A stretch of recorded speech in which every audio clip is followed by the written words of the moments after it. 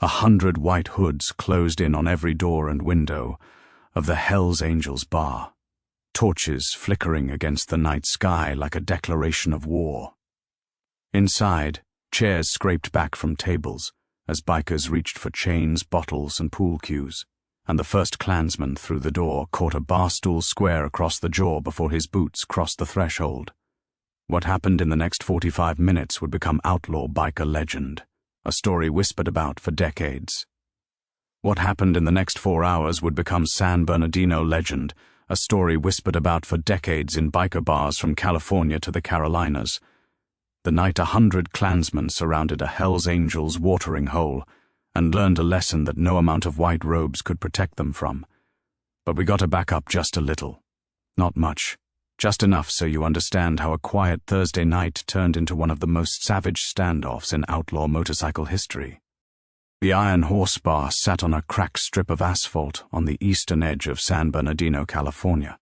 This was the early 1980s. Reagan was president, the economy was garbage, and racial tension in the Inland Empire was running hotter than a blown radiator on the I-10 in August. The Iron Horse wasn't an official Hells Angels clubhouse, but it might as well have been. The Angels drank there, they played pool there, they settled disputes there. And everybody in a 50-mile radius knew that if you walked through that door without an invitation, you'd better have a real good reason or real good insurance. Big Danny Kowalski was the de facto manager.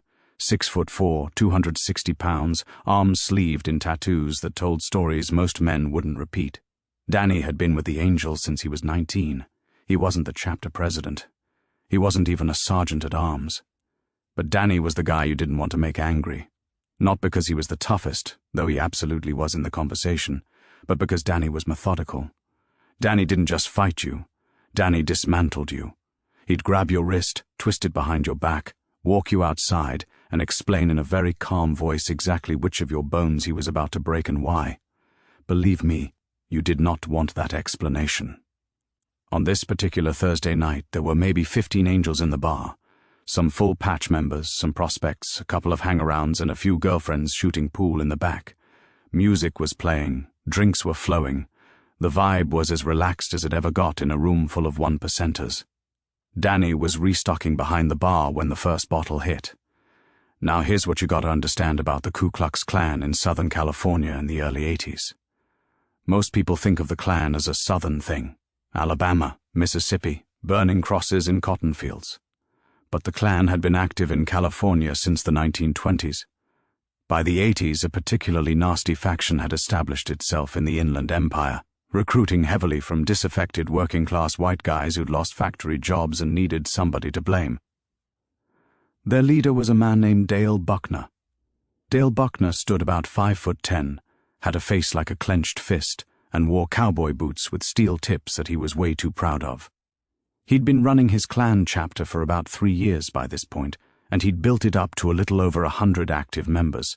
Most of them were guys in their 20s and 30s, some ex-military, some ex-convicts, a few genuine psychopaths. And Dale had a vision. Here's the thing nobody tells you. Dale Buckner's beef with the Hells Angels wasn't racial in the traditional sense.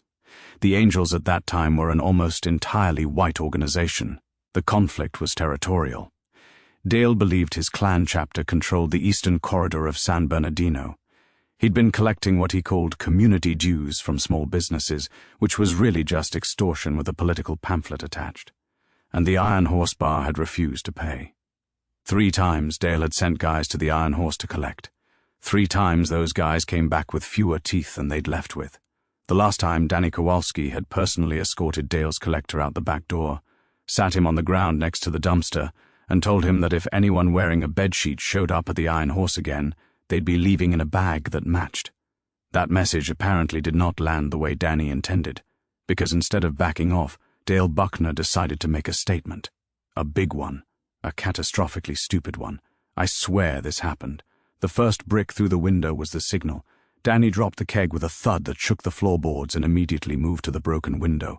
He didn't peek carefully around the frame. Danny Kowalski was not a careful peek kind of man. He walked straight to the shattered glass and looked outside.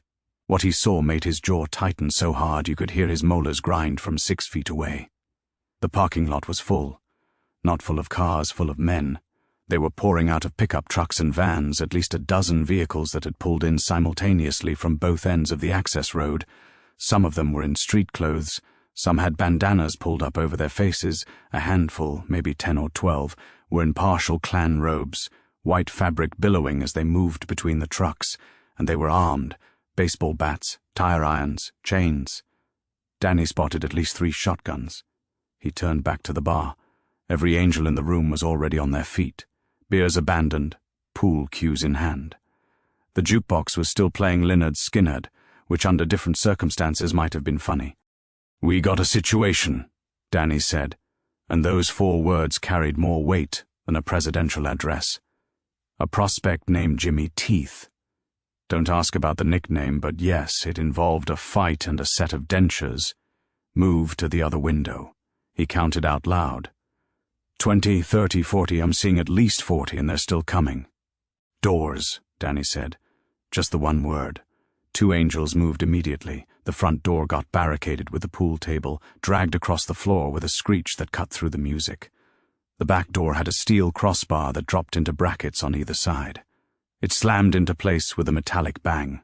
The side entrance, a flimsy thing that led to a storage hallway, got blocked with the keg Danny had dropped, plus 2 cases of Budweiser and a broken pinball machine that had been waiting for repair since 1979. In less than 60 seconds, the Iron Horse was a fortress. A small, dirty, poorly ventilated fortress with limited ammunition and no way out. But a fortress. Get this. The Angels were outnumbered at least 6 to 1. Probably closer to 7 to 1 once all the trucks finished unloading. 15 bikers against roughly 100 Klansmen. Those are not odds anyone wants. Those are not odds that appear in any tactical manual under the heading winnable scenarios. But here's the thing about the Hells Angels that outsiders never quite grasp. These were not men who calculated odds. These were men who had spent their entire adult lives in situations where the smart move was to back down, and who had never once made the smart move. Not because they were stupid, because surrender wasn't in the software. Danny moved behind the bar and pulled out a sawed-off shotgun that had been taped to the underside of the counter. He checked the chambers. 2 shells. He reached under again and found a box of buckshot, maybe 20 rounds total. Another angel, a guy they called Rattlesnake Pete, produced a revolver from inside his cut, his leather vest. 2 more knives appeared, a set of brass knuckles. One prospect had a length of motorcycle chain wrapped around his waist like a belt, which was exactly what it was, and exactly what it wasn't. 15 men, 2 guns, a handful of blades, and whatever wasn't nailed down in a dive bar, against 100 men with bats, chains, and at least 3 shotguns of their own. Danny didn't give a speech. He didn't rally the troops. He walked to the broken front window, shotgun resting against his shoulder, and looked out at the parking lot filling with white robes and hatred. "Who's in charge of this circus?" he called out. The parking lot had that buzzing energy of a crowd that hadn't quite decided what it was yet. Were they an army, a mob, a protest? The men milled around, some shouting slurs at the building, some banging bats against the hoods of parked Harleys, which, trust me, was a tactical error on a level these guys could not yet comprehend. You can insult an angel's mother. You can insult his girlfriend. You might survive insulting his tattoos. But you touch his motorcycle, and you have crossed a line that no longer has a diplomatic solution. A figure pushed through the crowd. Dale Buckner. He'd ditched the cowboy boots for combat boots tonight, which showed at least a minimal understanding of what he was walking into. He wore jeans, a white t-shirt, and a denim jacket with a Confederate flag patch on the back. No robe. Dale was smart enough to know that if things went sideways legally, a robe was evidence. A denim jacket was just clothing. "Danny Kowalski!" Dale shouted, planting himself about 30 feet from the front door. He had a baseball bat in his right hand, tapping it against his left palm in a rhythm that he probably thought was intimidating. "You and your degenerate friends have exactly 5 minutes to walk out of that bar, get on your bikes and ride out of the east side, permanently." Danny didn't move from the window. He let those words hang in the air for a moment. Then he did something that Dale absolutely did not expect. He laughed, not a nervous laugh, not a calculated movie villain laugh, a genuine deep belly laugh, as if Dale had just told him the funniest joke he'd heard in a decade. 5 minutes? Danny said. That's generous, Dale. Usually when someone threatens me, they at least have the courtesy to give me 10. Dale's bat stopped mid-tap. His jaw shifted sideways, a physical tell that Danny filed away for later. This ain't a negotiation. We control this territory. The east side belongs to us. Danny rested the shotgun barrel on the window frame, casual, deliberate. You control what exactly? A couple of meth shacks and a laundromat? Come on, Dale. You shook down Mrs. Chen at the dry cleaners for $50 a week and you think you're Al Capone. Now here's what nobody tells you about this moment. Danny wasn't just talking trash. He was buying time. Every second Dale stood in that parking lot running his mouth was a second Danny's guys could use, and they were using them. Rattlesnake Pete had moved to the back of the bar and was on the one telephone that worked, the old rotary mounted on the wall next to the restroom. He was calling every number he knew, other Angels chapters, affiliated clubs, independents who owed favors, anyone within riding distance who owned a motorcycle and had a flexible interpretation of the law. Jimmy Teeth was in the storage room, and what he found back there changed the math considerably. The Iron Horse had been the site of a 4th of July party 3 weeks earlier, and the leftover supplies hadn't been cleaned out. 2 cases of bottle rockets, a bag of M80s, and, this is the part that mattered, 6 Molotov cocktails, pre-made and lined up on a shelf behind the cleaning supplies, because apparently someone at the Iron Horse had anticipated a rainy day and defined rainy day in a way that most meteorologists would not endorse. You hearing this?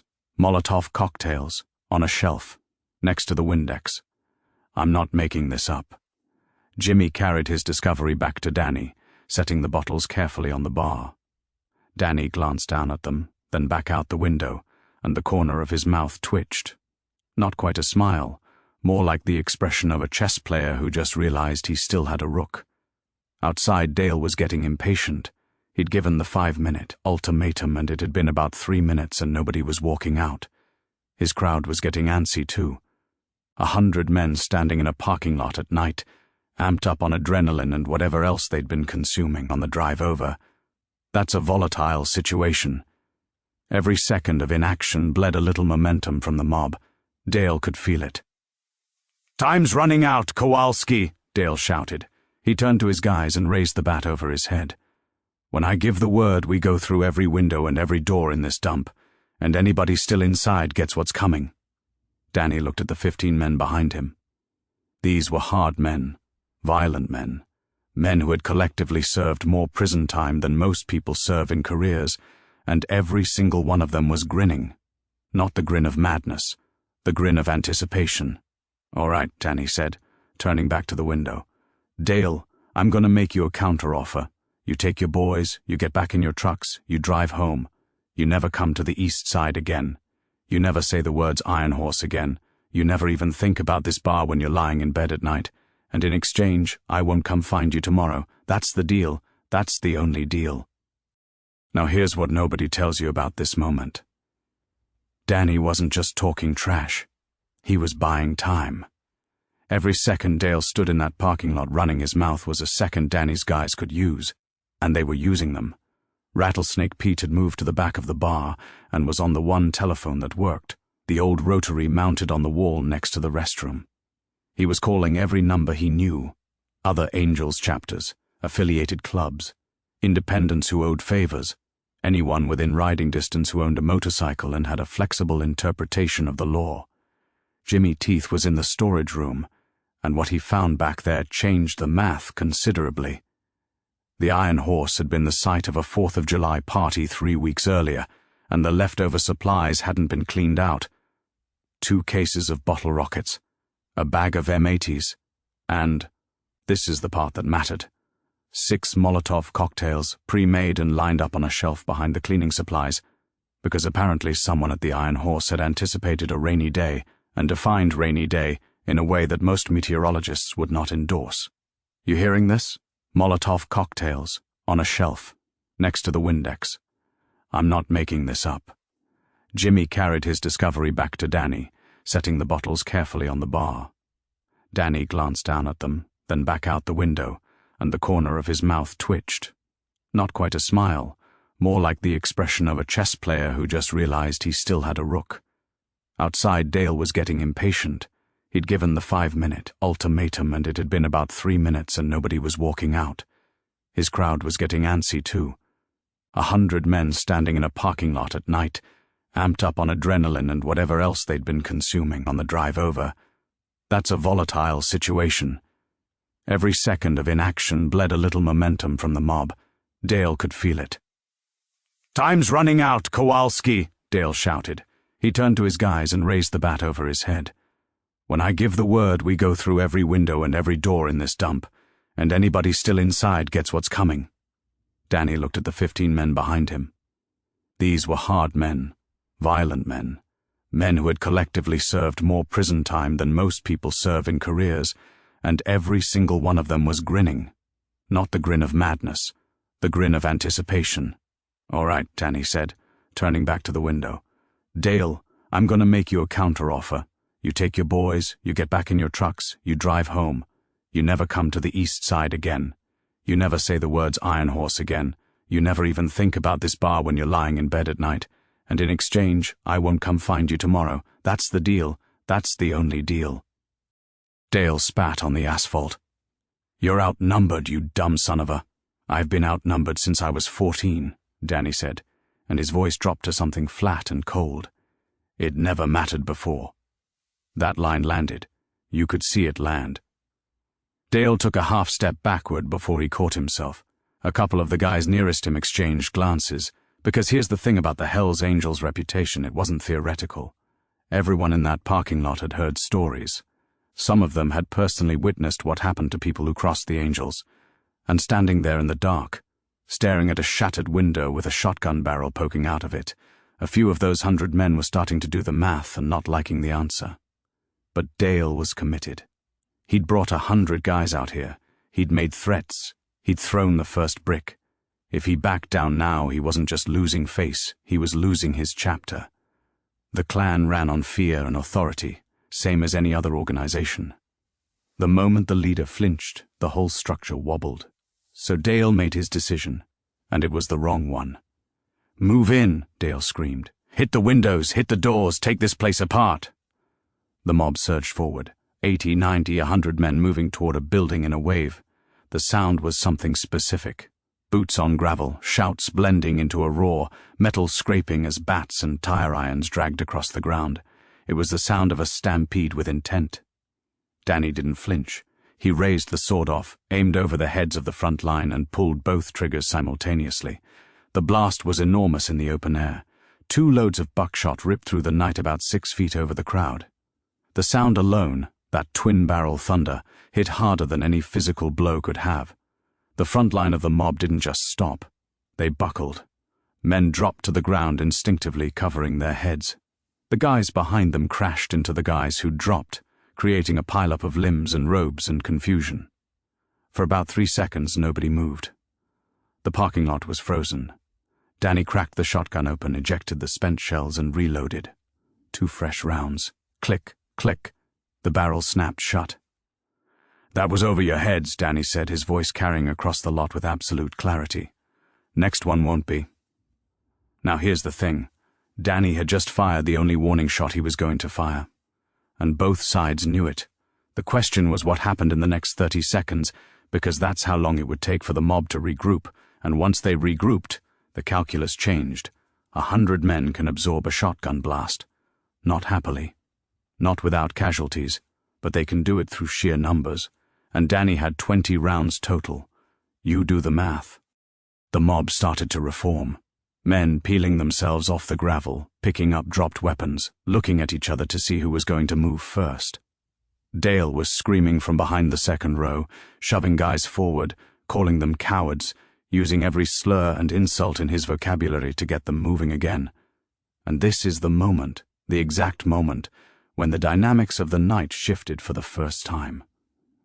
Because Rattlesnake Pete appeared at the broken window next to Danny, and he was holding a Molotov cocktail in one hand and a Zippo lighter in the other.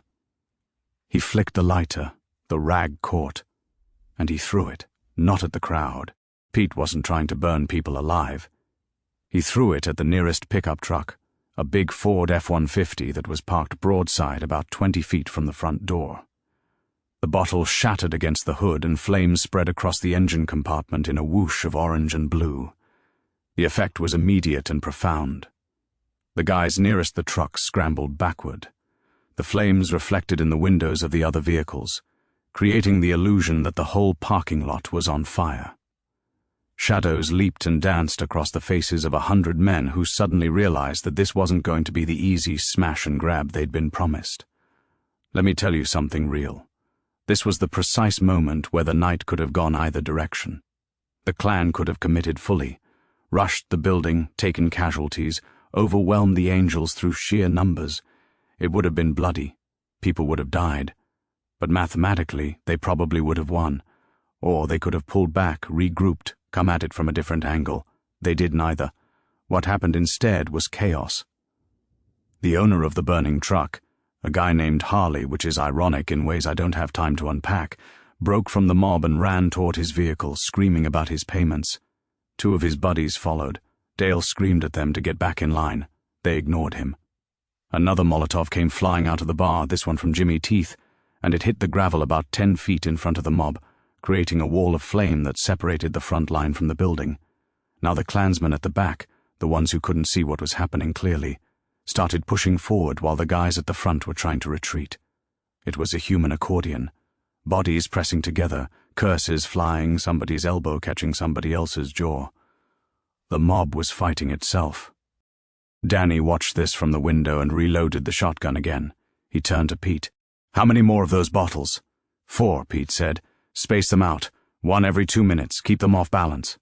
Pete nodded and disappeared back into the bar. Danny turned to the room. "Anybody who's got something to throw, get to a window. Bottles, balls, bar stools, I don't care. They can't rush us if they can't stand still."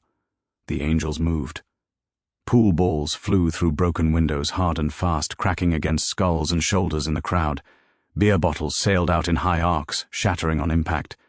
One prospect, a skinny kid named Toothpick, who couldn't have weighed more than 150 pounds soaking wet, ripped the dartboard off the wall and started launching darts through the window with accuracy that suggested either extensive practice or divine intervention.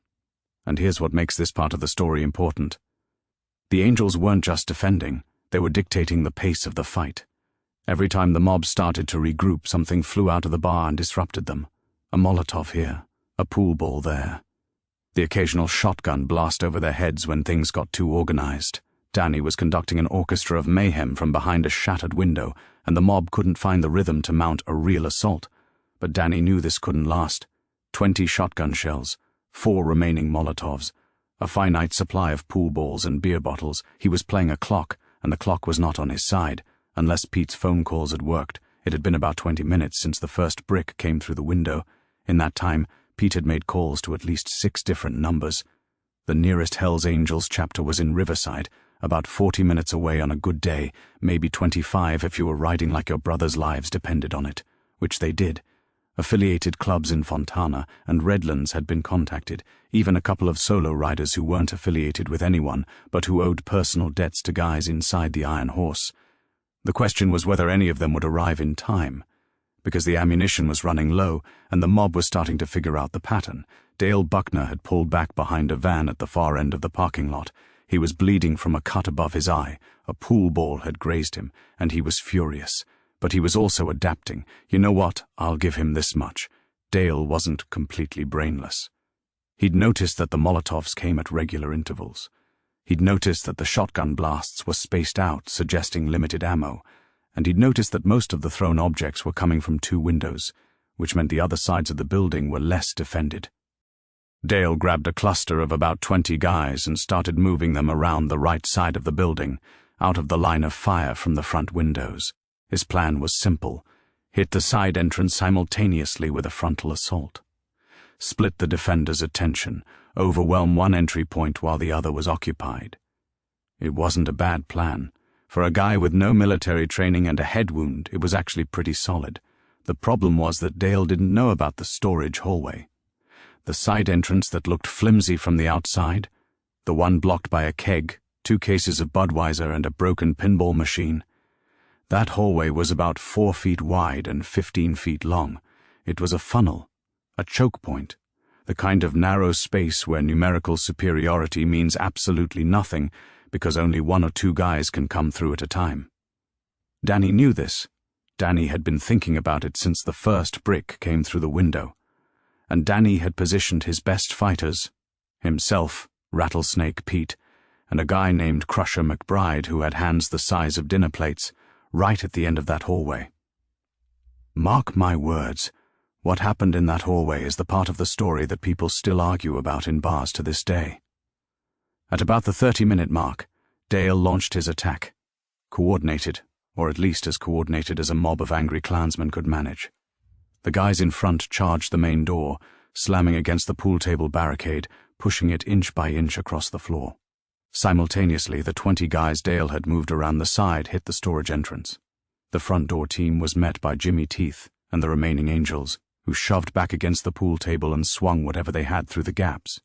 Chair legs, broken bottles, a fire extinguisher that one creative prospect sprayed directly into the faces of the men trying to push through. But the real action was in the hallway. The side door buckled on the second hit, the keg rolled, the Budweiser cases crumpled. The pinball machine held for about 5 seconds before it tipped sideways and crashed, opening a gap just wide enough for one man to squeeze through. The first Klansman through the gap was a big guy, maybe 6'2", carrying a tire iron. He stepped over the wreckage of the pinball machine and into the hallway, and for about half a second he probably felt pretty good about himself. He was in.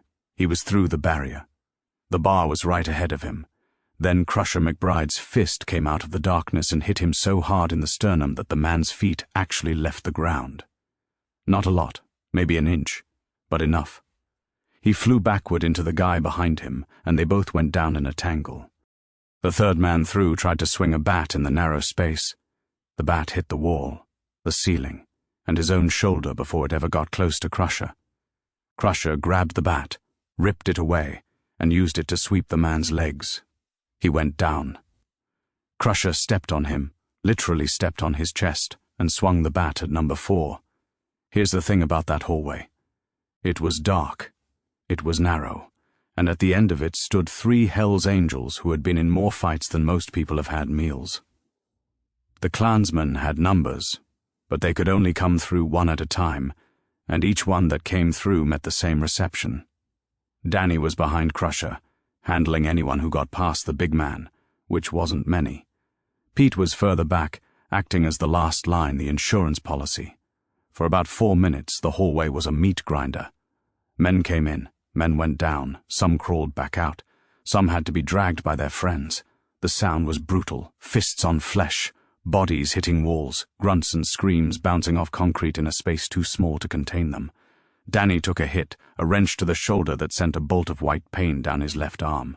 He grabbed the wrench hand with his right, twisted, felt something give, and the wrench clattered to the floor.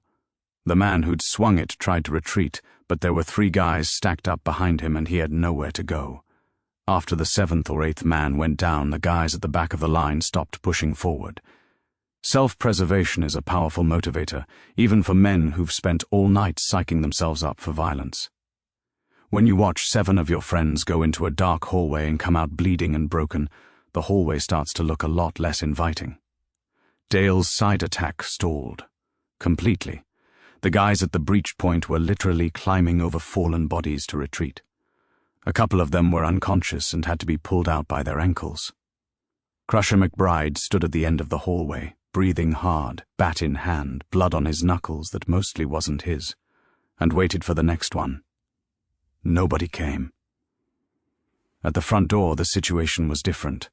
The pool table barricade was holding but barely. The sheer weight of 40 or 50 men pushing against it was slowly winning the physics battle. Jimmy Teeth was braced against the table with his entire body, boots sliding on the beer-wet floor, losing an inch every few seconds. "Danny!" he shouted. "Front's giving!" Danny turned from the hallway, shoulder throbbing, and assessed. The pool table was going to fail. Maybe 2 minutes, maybe 3. But it was going to fail. And when it did, the Angels would be facing the full force of the mob in an open room. He needed something, a play, a move, something that would buy time or break the siege. Danny looked at the ceiling, then at Pete, then at the ceiling again. "The roof," he said. Pete's eyebrows went up. What about it? Access hatch in the bathroom, remember? Pete remembered. The Iron Horse had a flat roof with a maintenance hatch in the ceiling of the men's bathroom. It rusted, probably hadn't been opened in 5 years, and was about 2 feet square. Take 2 guys up, Danny said. Bring the last 3 Molotovs, light up the trucks on the south side. I want them worried about their rides home. Pete grabbed 2 prospects and moved fast. The bathroom ceiling hatch fought them. Rusted screws, warped frame, years of neglect, but a motorcycle chain wrapped around the handle and yanked with the combined strength of 3 desperate men proved persuasive. The hatch popped open with a grinding screech, and Pete hauled himself up onto the roof. The view from up there was something Pete would describe later in terms I can't repeat on this channel. But I'll paraphrase. The parking lot looked like a riot zone. The first truck was still burning, flames licking at the cab now. Men were scattered across the lot in clusters, some still pushing at the front door, some nursing injuries from the hallway fight, some just standing around looking uncertain. The energy of the mob had changed. What started as confident aggression had curdled into something messier. Frustration, confusion, the first tendrils of doubt. Pete lit the first Molotov and threw it at a van parked on the south side. Direct hit on the roof of the vehicle. Flames mushroomed. Men screamed and scattered. Before they could figure out where the fire came from, the second Molotov hit a sedan 30 feet away. More fire, more panic. From the roof, Pete could see something else too. Something that made him break into the widest grin of his entire adult life. Headlights. Coming from the west. Not car headlights, motorcycle headlights. Single beams low to the ground, weaving through traffic. A lot of them. Let me tell you exactly what that looked like from the parking lot. You're a Klansman. You've been standing outside this bar for almost 40 minutes. Your buddy's got a broken nose from a pool ball. 2 trucks are on fire. Something just came off the roof and set a third vehicle ablaze. The guys who went in through the side door came back looking like they'd been through a washing machine full of gravel. And now, from the darkness to the west, you hear it. Not 1 motorcycle. Not 5. Not 10. The rumble of 25 Harley-Davidsons coming in hot. The Riverside chapter. 12 guys. The Fontana Mongols, not an allied club normally, but tonight the enemy of their enemy was their friend. 8 riders, and 5 independents who rode solo but who owed favors and had received phone calls that started with the words "brothers in trouble." 25 bikes, 25 riders, all of them armed with the kind of improvised weaponry that men grab when they get a phone call at 10:30 on a Thursday night telling them to ride fast and hit hard. The sound alone changed everything. That deep rolling thunder of 24 V-twin engines at high RPM. It filled the parking lot. It filled the street. It filled the chest cavity of every Klansman standing in that lot, and what it replaced was courage. The bikes didn't slow down at the entrance to the parking lot. The lead rider, a Riverside Angel named Machine Gun Mike, which was a nickname and not a description of his current armament, though he did have a length of rebar in his right hand, came through the entrance at about 40 miles an hour and aimed directly at the thickest cluster of Klansmen near the front door. Men literally dove out of the way. The formation at the front door dissolved as guys chose between pushing against a pool table and not getting hit by a motorcycle. Bikes streamed into the lot, riders swinging chains and pipes, engines roaring, headlights cutting through smoke from the burning vehicles. This is real. I promise you this is real. Inside the bar, Danny heard the bikes. Every angel in the building heard the bikes, and the response was immediate. Danny grabbed the pool table and, instead of pushing it against the door, pulled it backward. He threw the front door open, and 15 Hell's Angels poured out of the Iron Horse bar and into a parking lot that had just become a very different kind of fight. The math had changed. It was no longer 100 against 15. It was roughly 100 against 40, and the 40 were mounted, mobile, armed, and absolutely furious. More importantly, the 40 had momentum. Physical momentum, yes, a Harley-Davidson at speed is essentially a 1,200-pound battering ram, but also psychological momentum. The Klansmen had spent 40 minutes failing to breach a bar. Their trucks were on fire, their side attack had been humiliated, and now fresh fighters were arriving in the most dramatic way possible. The parking lot became a battlefield. Not a organized one. There were no lines, no formations, no strategy, Just clusters of men fighting in the orange light of burning vehicles, bikers on foot swinging chains at Klansmen with bats, riders circling the lot, picking off stragglers, fistfights erupting and ending in seconds as the superior fighting experience of the bikers overwhelmed men whose primary skill set was intimidating shopkeepers. Danny moved through it like a man walking through a storm he'd personally ordered. He had the shotgun in his right hand, not firing it, just carrying it, because the sight of that sword off was enough to make most men choose a different direction. His left arm was half numb from the wrench hit, hanging at his side, but he didn't seem to notice or care. He was looking for one person, Dale Buckner. Dale had been behind the van during the side attack. He'd been giving orders, directing traffic, playing general from behind the lines. But when the bikes arrived, his command structure had evaporated. His guys were running, fighting, or lying on the ground. The parking lot was chaos, and Dale was alone. Danny found him trying to get into a truck on the far side of the lot. The truck's owner was long gone, fled on foot into the darkness, but the keys were still in the ignition. Dale had one foot on the running board and one hand on the door handle when Danny's voice cut through the noise. Dale! Just the name, no threat, no follow-up. Just Dale. Dale turned. His face was a mess. The pool ball cut over his eye had been joined by a split lip and what looked like the beginning of a spectacular black eye. His baseball bat was gone. His denim jacket was torn. And he was looking at Big Danny Kowalski standing 10 feet away with a sawed-off shotgun and an expression that contained absolutely no mercy. But here's what happened next. This is the part that separates this story from every other bar fight story you've ever heard. Danny lowered the shotgun. He set it on the ground, and he walked toward Dale Buckner with empty hands. "You brought 100 men to my bar," Danny said, his voice low enough that Dale had to lean in to hear it. "You threw bricks through my windows. You threatened my brothers. You tried to burn us out." Each sentence, Danny took a step closer, and the whole time, the whole night, you were standing in the back, giving orders, letting other men bleed for your big idea. Dale's back was against the truck, nowhere to go. His eyes darted left, right, looking for help that wasn't coming. His guys were scattered, defeated, fleeing. "So here's what's going to happen," Danny said, now close enough to touch him. "I'm going to give you something your boys didn't get. A fair fight, one-on-one, right here, right now, you and me." Dale stared at him, and for a moment, just a moment, something happened that nobody who was watching expected. Dale's eyes filled with tears. Not from fear exactly, from something more complicated. The recognition of total, absolute failure. He'd built this whole thing. The chapter, the territory claims, the extortion racket, the big raid on the Iron Horse. On the belief that he was a leader of men, a commander, a force. And here, in a burning parking lot, with his army in ruins, a man was offering him the one thing he couldn't fake his way through, a straight-up fight. And Dale knew he'd lose. Danny saw it. The tears, the trembling, the collapse of the whole facade. And something in Danny's expression shifted. Just slightly. The rage didn't disappear, but it moved over, made room for something else. Not sympathy exactly. Recognition. Danny had seen plenty of men break. He'd broken a few himself, and there was no sport in breaking one more. Danny leaned in close, close enough that only Dale could hear him. "Go home, Dale, don't come back." 7 words, under 15, and every one of them carried the weight of what could have happened, didn't. Dale Buckner climbed into the truck, started the engine, and drove out of the parking lot. He didn't look back. He didn't signal to his remaining men. He just left. And once the leader was gone, the rest followed. Not all at once, in clusters, in pairs, in ones.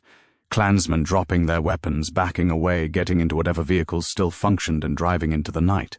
Some of them walked, some of them ran. A few had to be persuaded by the business end of a motorcycle chain. But within 15 minutes of the reinforcements arriving, the parking lot was empty of everyone except Hell's Angels and their allies. The Iron Horse bar was wrecked, windows smashed, front door hanging off its hinges. The pool table had a crack down the middle. Broken glass covered every surface. 3 motorcycles in the parking lot had been damaged, dents, scratches, one had a broken mirror, and the air smelled like smoke and gasoline and blood. But the Iron Horse was still standing, and so were the men who defended it. Danny walked back inside. The jukebox was still playing, somehow. The needle had been skipping on the same Skinner track for the better part of an hour.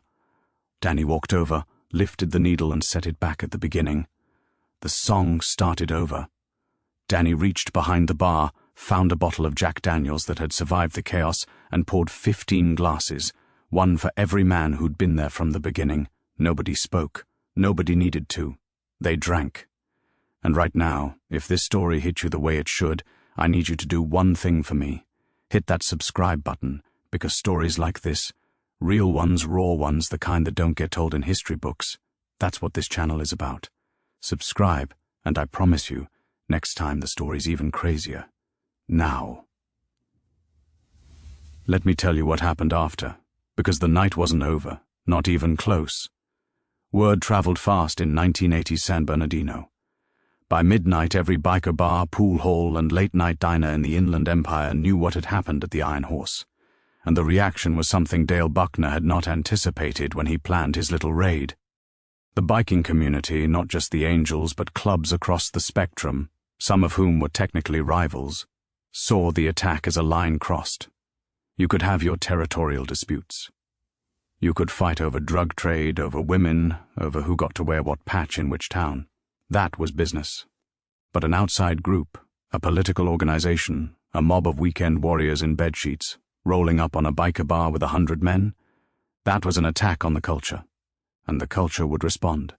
Within 48 hours, Dale Buckner's clan chapter ceased to exist as a functional organization, not through a single dramatic confrontation, but through a systematic campaign of pressure that made the siege of the Iron Horse look like a warm-up.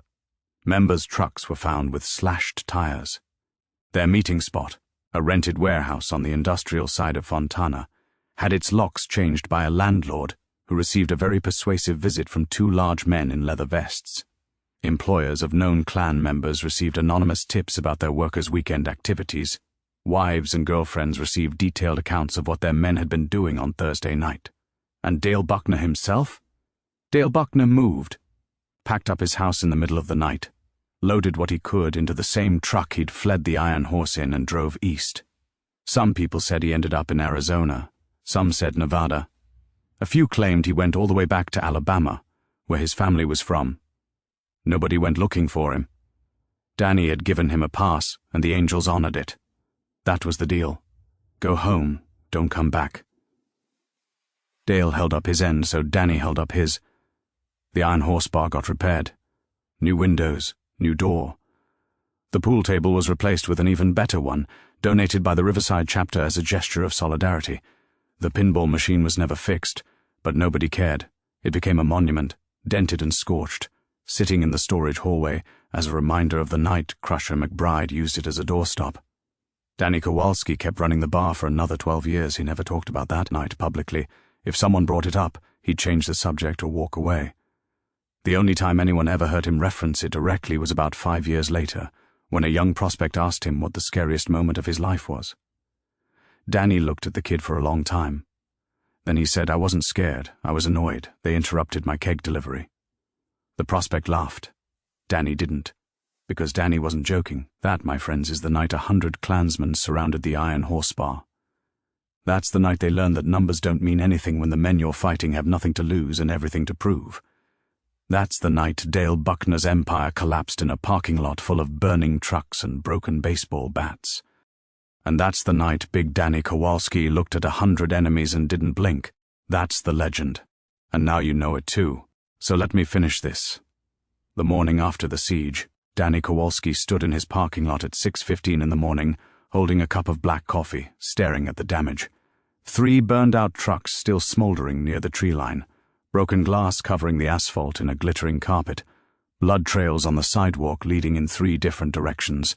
The front wall of the Iron Horse had a hole in it, where Dale's battering ram crew had tried to breach the entrance before Crusher turned the pinball machine sideways and jammed it into the gap. The neon sign that used to read Iron Horse Bar and Grill now just read Iron Whore because the rest had been shattered by a shotgun blast. Danny sipped his coffee. He didn't say anything, he just looked. Believe me, this man had seen bad mornings. He'd woken up in jail cells, in hospital beds, in the back of vans parked in the desert. But this was different. This was his place, his bar, the thing he'd built with his own money and his own hands after 20 years of riding and fighting and bleeding for the club. The Iron Horse wasn't just a bar, it was proof that Danny Kowalski could be something other than a fist, and 100 men had tried to burn it to the ground. Crusher McBride walked out through the damaged front door, ducking under the crooked frame because he was too tall to fit through it straight. He had a fresh bandage wrapped around his left forearm where a knife had caught him during the melee. His knuckles were swollen and purple, both hands looking like inflated rubber gloves. He stood next to Danny and looked at the parking lot. "We're gonna need a dumpster," Crusher said. Danny nodded. "Call Ricky's guy, the one with the big truck. Ricky's in the hospital." "Then call the guy directly." Crusher pulled out a phone, squinted at it, then put it back in his pocket. "I don't have his number. Ricky always called him." Danny turned and looked at Crusher. Just looked at him. And Crusher, a man who had physically thrown human beings through walls 8 hours earlier, shifted his weight uncomfortably. "I'll figure it out," Crusher said, and went back inside. That's the thing about the aftermath of violence. It's not dramatic. It's not cinematic. It's logistical. You need a dumpster. You need a glazier. You need someone to hose down the parking lot before the blood dries and stains the concrete permanently. You need to call your insurance company and figure out how to explain why your building has bullet holes in it without using the words bullet holes. Danny spent the next 48 hours doing exactly that. Making calls, filling out forms, sweeping up glass, hauling debris. And the whole time he was waiting. Here's what nobody tells you about winning a fight like that. You win the battle, great. Congratulations. But the war doesn't end because you won one night. The war ends when the other side decides it's over. And Danny didn't know if Dale Buckner had decided it was over. See, Dale had retreated. His men had scattered, his trucks were burning, his nose was broken, and his ego was shattered. But Dale Buckner still existed. He still lived 60 miles away. He still had connections. He still had a grudge. And men with grudges do stupid things. Danny knew this. He knew it in his bones. So he put the word out, through channels, through people who knew people who knew people. He wanted to know what Dale was doing, where Dale was, what Dale was saying. Because if Dale was regrouping, Danny needed to know. And if Dale was planning something bigger, Danny needed to know that even faster. The intel came back in pieces over the next 72 hours, and every piece told the same story. Dale Buckner's world was falling apart. Get this. The night of the Iron Horse didn't just cost Dale the battle, it cost him his organization. See, Dale had promised his men an easy victory. He'd told them they were going to march on a biker bar, scare some degenerates, maybe rough a few up, and send a message that their territory was expanding. That was the pitch. Simple, clean, low risk.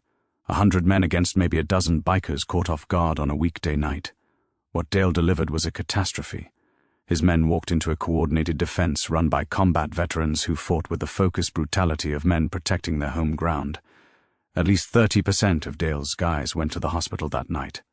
Broken bones, lacerations, concussions, burns. 3 of his best lieutenants were arrested at the scene when the cops finally showed up, charged with arson, assault with a deadly weapon, and attempted murder for the Molotov cocktails.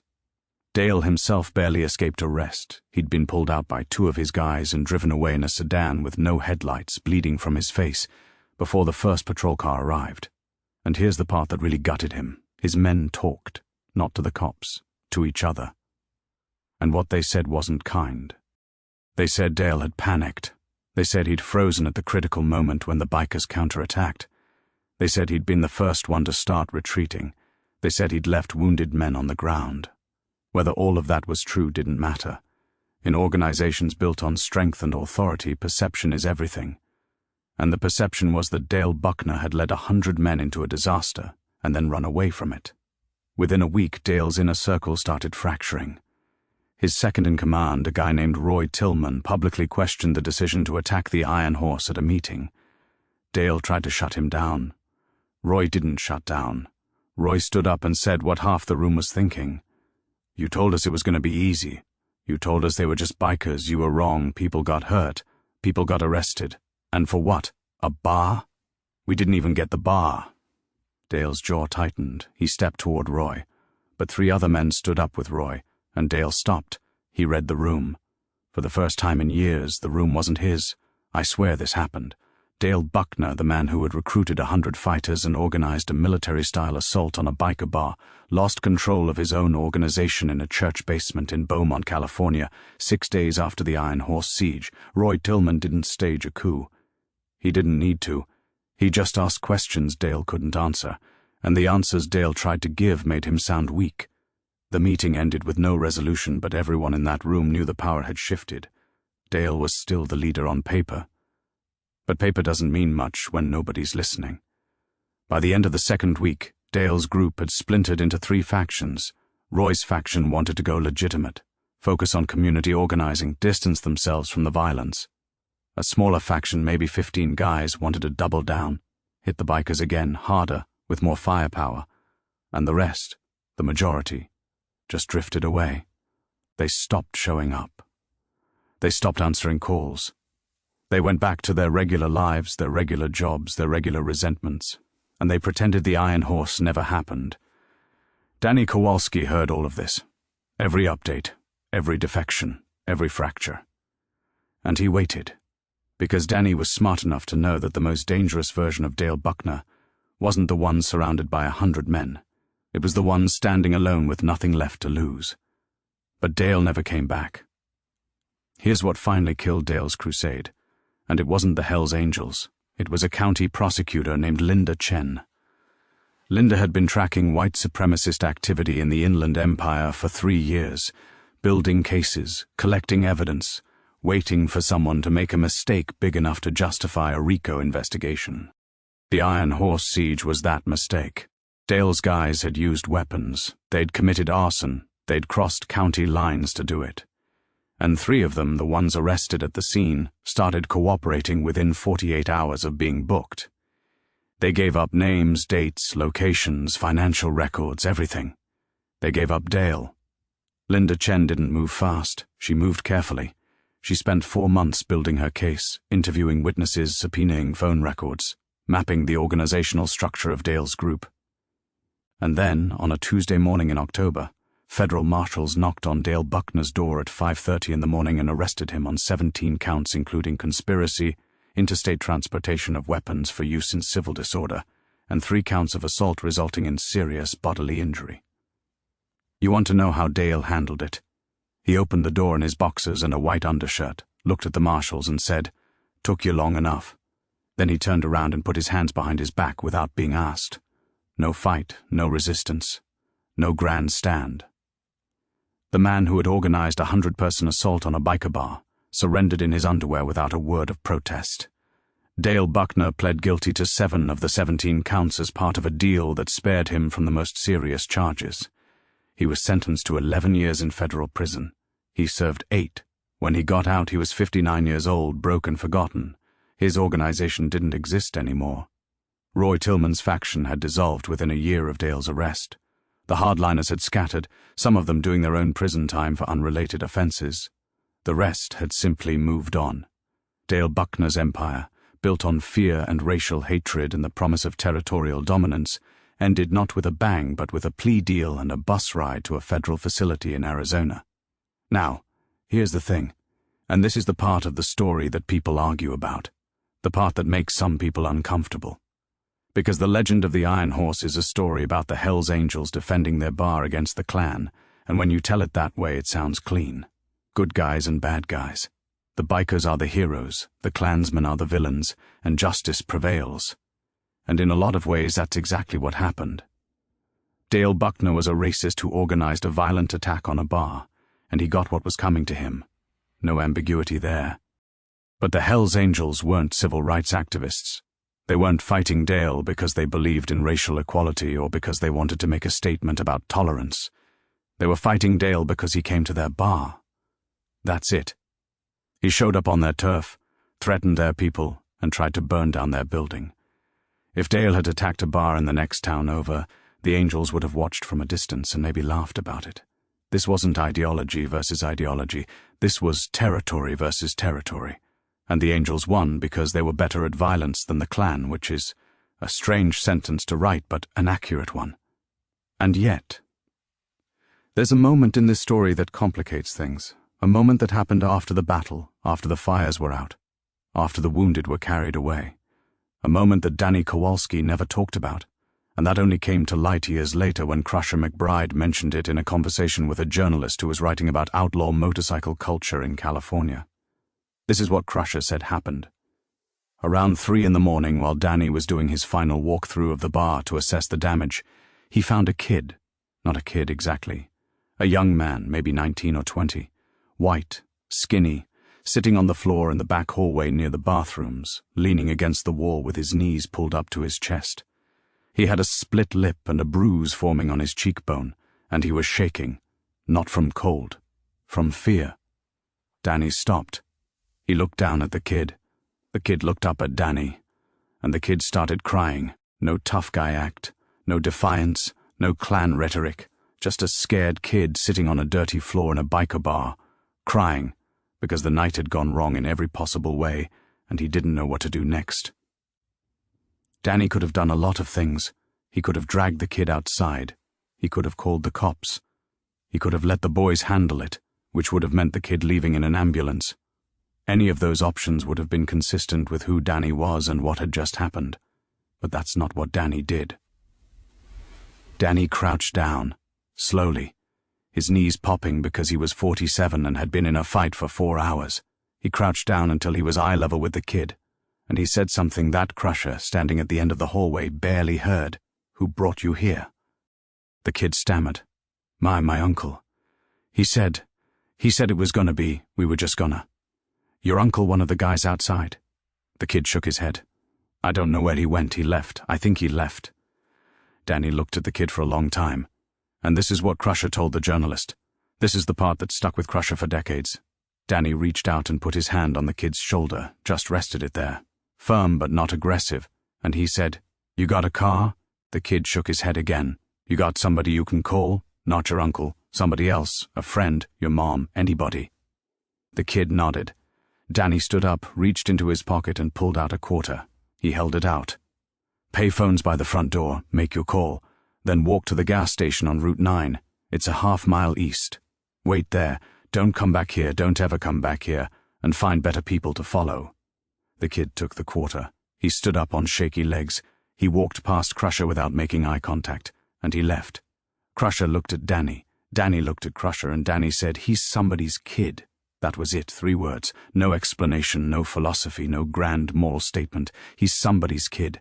And then Danny went back to assessing the damage to his bar, and neither of them ever brought it up again. Now look, I'm not telling you this story to make Danny Kowalski a saint. He wasn't a saint. He was a Hell's Angel. He ran a bar that served as a clubhouse for an outlaw motorcycle gang. He had a criminal record. He had done things in his life that would make your stomach turn. The Hells Angels as an organization have a history of violence, drug trafficking and intimidation that fills entire FBI databases. Danny was not a good man by any conventional definition. But in that moment, at 3 in the morning, in a destroyed bar after fighting off 100 attackers, Danny Kowalski looked at a scared kid who had come there to do him harm and chose mercy. Not weakness. Mercy. Because he understood something that Dale Buckner never did. That some people are there because they chose to be, and some people are there because somebody else put them there. And you have to know the difference. Trust me on this one. That's the part of the legend most people never hear, and it matters. Now let me tell you what happened to the rest of them. Because legends don't exist in a vacuum. The people in them keep living after the story ends, and where they end up tells you whether the legend was real or just a good night. Crusher McBride stayed with the Angels for another 20 years. He became one of the most respected enforcers on the West Coast, not because he was the biggest or the strongest, although he was both, but because he was reliable. That's the currency in that world. Reliability. You could count on Crusher to show up, to stand his ground, to do what needed to be done without complaint or hesitation. He retired from active club life in his late 50s when his knees gave out and he couldn't ride anymore. Last anyone heard, he was living in a small town in Oregon, rebuilding classic motorcycles in a garage behind his house. He never married. He never had kids. When asked about his legacy, he reportedly said, "I stood next to good men in bad situations, that's enough." Ricky Salazar, the angel who took a baseball bat to the ribs during the initial breach, recovered fully after 6 weeks in the hospital.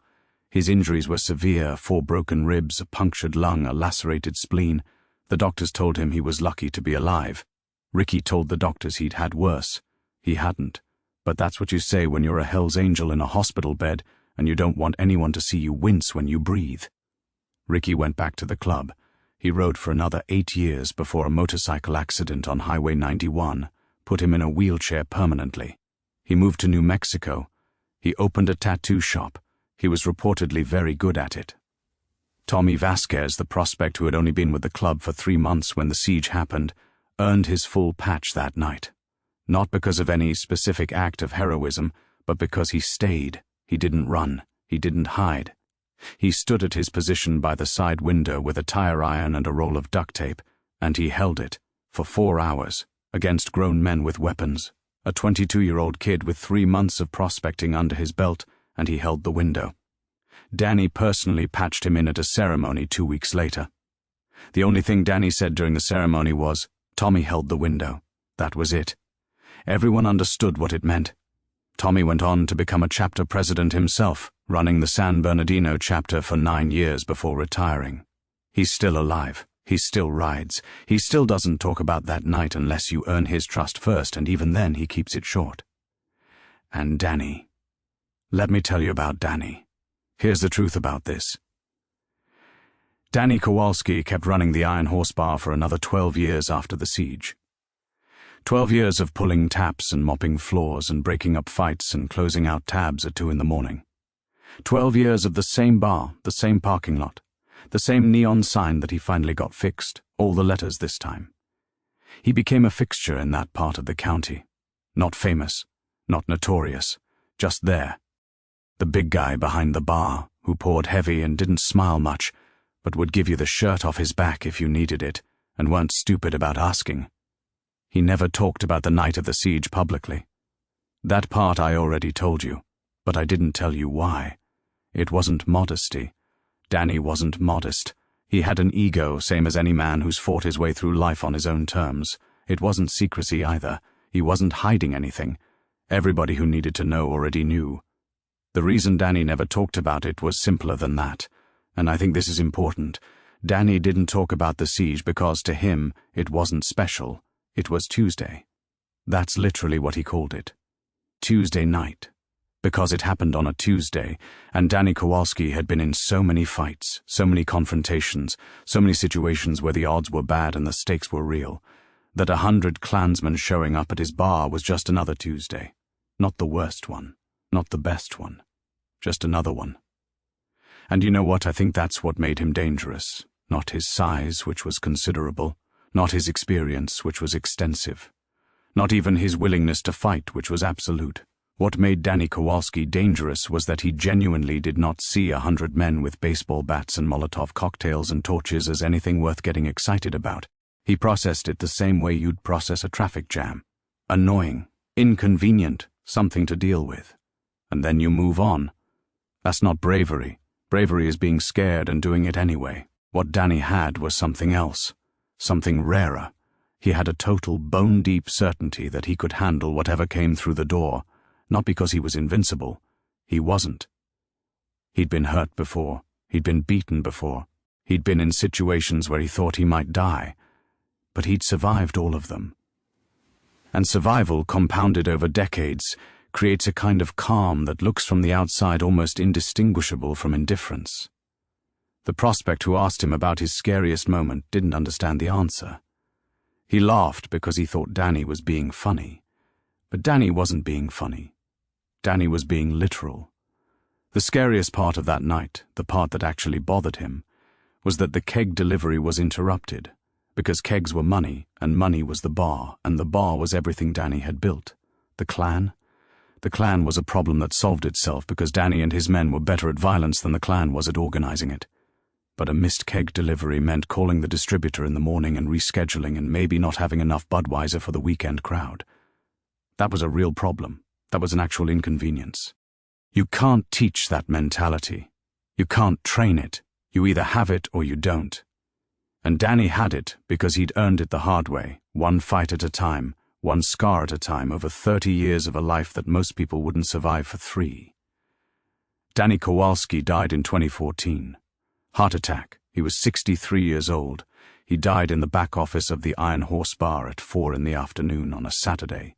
He was doing the books, literally sitting at his desk with a calculator and a stack of receipts when his heart stopped.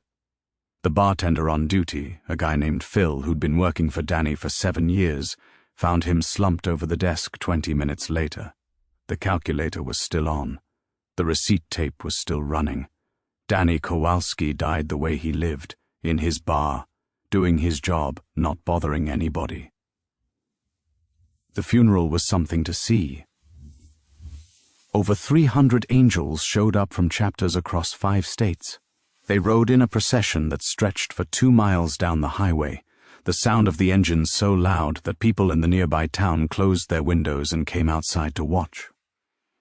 Crusher McBride flew in from Oregon. He stood at the casket for a long time, one hand on the lid, not saying anything. Tommy Vasquez was there. Ricky Salazar wheeled himself to the front row and sat there with his jaw set and his eyes dry and his hands folded in his lap. None of them cried. Not in public. That's not how it's done. The Iron Horse Bar closed 6 months after Danny's death. Nobody wanted to run it. Phil tried for a while, but it wasn't the same.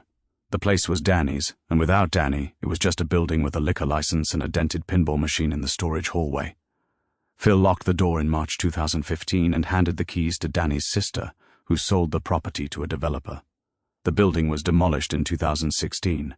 Today, the lot where the Iron Horse stood is a tire shop. There's no plaque, no marker, no sign that says this is where Danny Kowalski held the line against 100 men. Just a tire shop and a parking lot and a strip of asphalt where, once upon a time, the most consequential bar fight in Inland Empire history took place. But the legend survived. It always does when the legend is real.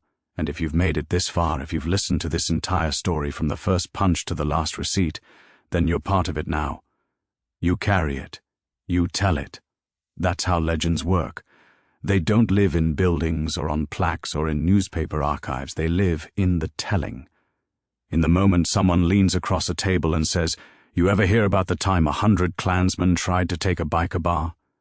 If this story hit you the way it hit me the first time I heard it, then do me a favor, hit that subscribe button, tap the bell. Because I've got more stories in this vein, stories about men and women who stood in impossible situations and refused to move. Stories that history forgot, but the people who were there never did. Subscribe, and I'll keep bringing them to you. Now, let me land this thing. The night of the Iron Horse Siege lives in the mythology of the Hells Angels the way certain battles live in military history. Not because it was the biggest fight. It wasn't. Not because it was the most violent. It wasn't that either. It lives because it was pure. A clean test of will. One side had numbers, the other side had resolve, and resolve won. That's a story as old as warfare itself. And it never gets old because every generation needs to hear it again. Dale Buckner believed that 100 men with weapons and hatred and the cover of darkness could overwhelm a handful of bikers in a roadside bar. He was wrong. He was wrong because he measured strength in numbers, and numbers are only as strong as the weakest man holding the line.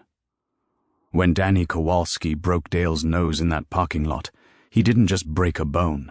He broke the illusion that Dale's army was invincible. And once that illusion shattered, the army shattered with it. Because the men in that army weren't soldiers. They weren't warriors. They were followers. And followers, when the leader falls, have nowhere to go but away. Danny Kowalski and his men were not followers. They were angels. And whatever else that word means, whatever baggage it carries, whatever crimes and sins and violence it represents, on that night, in that place, it meant one thing. We don't run. That was Danny's line. Simple, unbreakable, carved into the foundation of everything he was. We don't run. And they didn't. The Iron Horse Bar is gone. Danny is gone. Crusher is rebuilding bikes in Oregon. Tommy is riding somewhere in the California sun. Ricky is inking tattoos in New Mexico. Dale Buckner is a footnote, a mugshot in a court file, a cautionary tale about what happens when you mistake noise for power. But the story is still here, right here, between you and me. 100 Klansmen surrounded the Iron Horse Bar on a Tuesday night in California. They brought bats and bottles and torches in the absolute certainty that they would win. They met a man named Danny Kowalski, and they lost everything.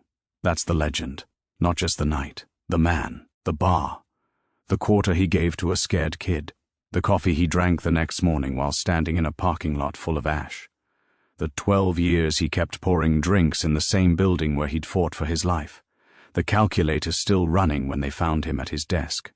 All of it. That's the legend of the Iron Horse, and you were here for the telling.